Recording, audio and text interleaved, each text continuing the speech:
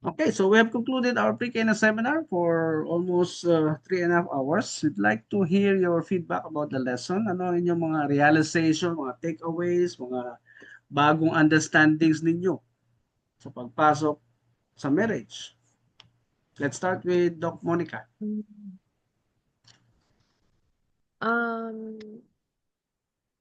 bu- parang ah we were not ano parang kahit na sabihin nating ano parang same or parang yung concept ng dapat equal, we have different roles in Hmm. this journey or in this uh, may kanya-kanya kaming contribution to make this marriage work Hmm. and which would last longer Hmm. para maging you call this successful, Yeah. na we would listen to or yung journey namin is with God. Hmm. So yun, through this marriage din.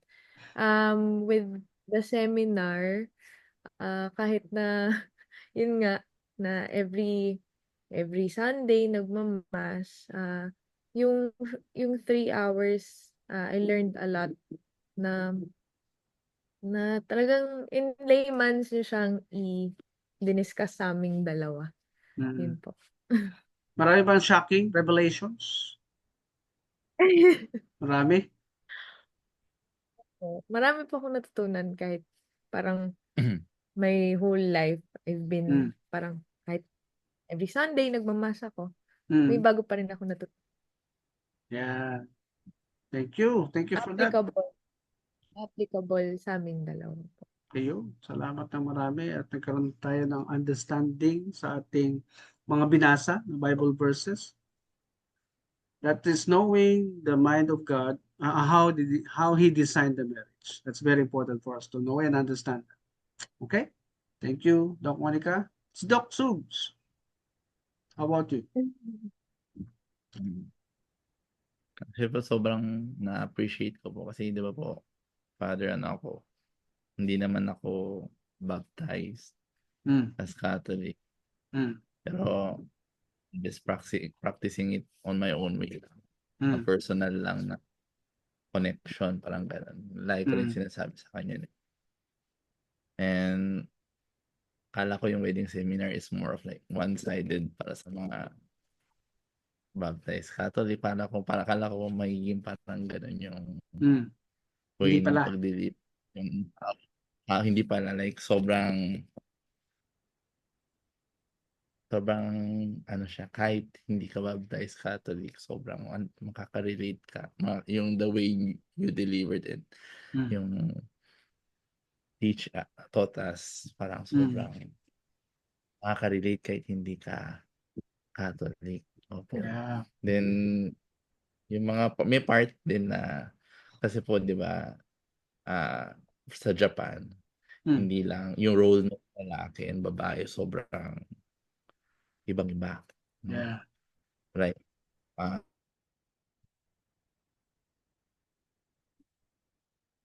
parang servant talaga yung babae doon ng Mm, parang ganun po eh. mm, Pero kasi ako po kasi actually sa amin hindi siya marunong magluto mm, sa Ay gano'n? bahay, hindi siya masyadong marunong. Tapos parang mm, ako, ah, nakarelate ako sa sinabi niyo, Father, na kailangan aralin ko lahat. Which is ako, mm, mm, so, kung hindi niya kayang gawin yun, it's okay, aralin ko lahat. So, inaral ko magluto, lahat, inaral ko siya lahat.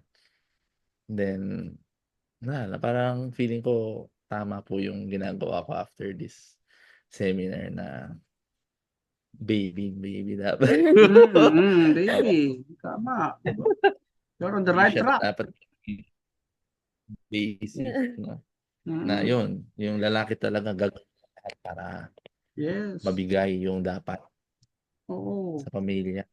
Kasi ikaw nagsimula ng marriage, sa'yo dapat Oo. pinakamatibay na pundasyon ng institusyon na yan.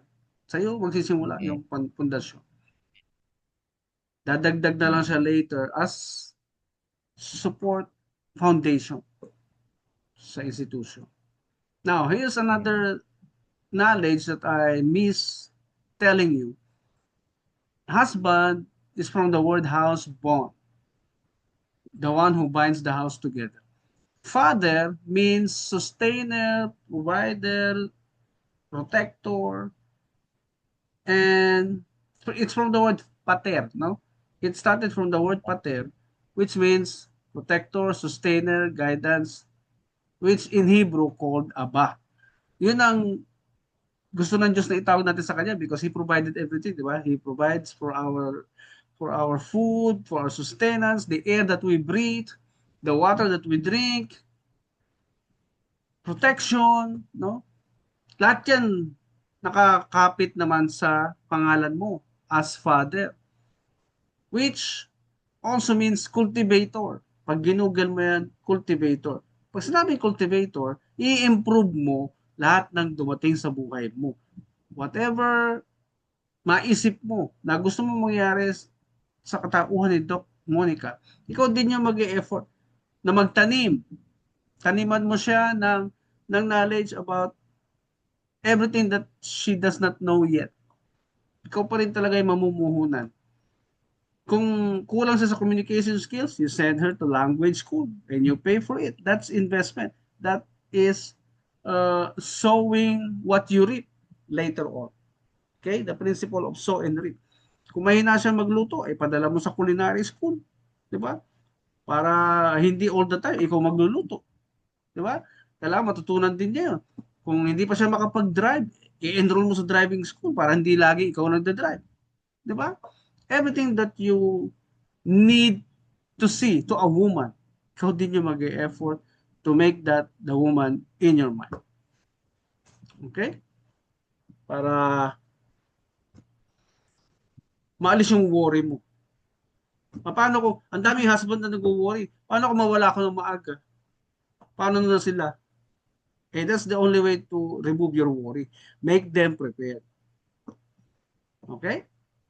So I hope this 3.5 hours session natin ay nakapagpabago ng inyong mentality. I hope because of changing your mentality, mas na-prepare nyo ang sarili nyo ngayon to face the challenges in the future. Yan talaga yung magbibigay sa atin ng courage to solve all the challenges na darating in the future. Because pipilitin kayo ng nature na maging isa. Pipilitin kayo. That is part of your nature as husband and wife. Nakikialam ang nature para kayo ay pag-isahin. Tatanggalin yung inyong dumi sa ugali, kagaya ng precious gems, precious stones. Nagiging valuable ang isang precious stone kapag natanggal na yung mga impurities, buhangin, tubig, etc. At dinadaan niya sa pressure, di ba? Sa init, bago maging pure yung isang precious stone. Kasi hindi pwedeng magkaiba kayong precious stone. Isang precious stone lang ang magiging value ninyo. First is 25 years. Sabi ni Mark Twain, American philosopher, you will never understand marriage until you reach a quarter of a century, sabi niya. So, quarter of a century means 25 years. Di ba? Kaya, yun ang first challenge sa inyo. To become silver. 50 years to become gold. 75 years to become diamond. Na mas mataas ang value. Kaya dapat dumating kayo sa point na masyado na kayong valuable para sa komunidad, para sa bansa. At ang ibig sabihin niyan ay mataas na rin ang mga pinabayad ng tao sa inyo. Okay? Sa inyong profesyon. Ha? Kaya hindi talaga imposible na mabilis yumaman ang bawat mag-asawang tama ang ginagawa. Okay?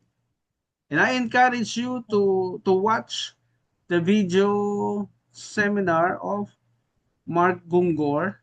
Narinig niyo na ba yun? Mark Gungor.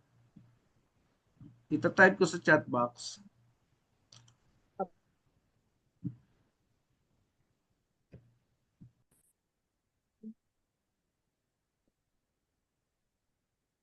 chat box.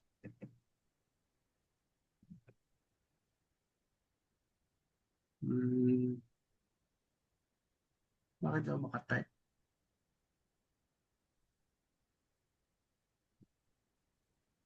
Nasaan yung chat box?